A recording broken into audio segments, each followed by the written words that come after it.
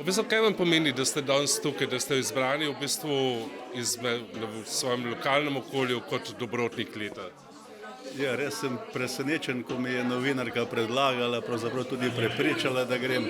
In je to zame ena velika potrditev, da v življenju nekako delam prav, da grem po pravi poti in to je to.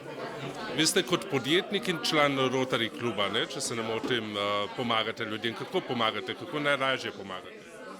Ja, načinov je res veliko, podjetje je uspešno, zato tudi kar velik del sredstev namenimo za razne dobrodelne zadeve, za lokalno okolje. Prošenj pride vsaki dan veliko, potem pa izberemo res tiste, predvsem v lokalnem okolju, ki to potrebujejo. Preko Rotaryjev imamo pa tudi razne projekte, ki podpiramo to poslanstvo in pomagamo.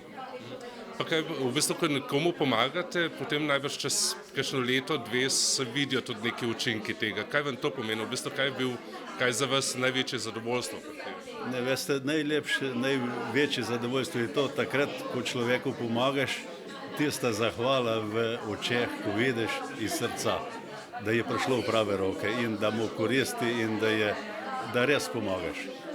Zdaj, tukaj vas je 7, če se ne motim, kandidatov za dobrotnika leta.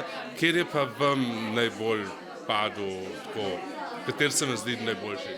Ne vem, mislim, da so vsi dobri. Zdaj tukaj, kdo je bolj dobrodelen, manj dobrodelen, je težko reči. Jaz navijam za vse in to je pravzaprav gesta, ni važno, kdo zmaga, to sploh ni pomembno. Pomembno je to, da damo sporočilo ljudem, da se da pomagati in da je to koristno.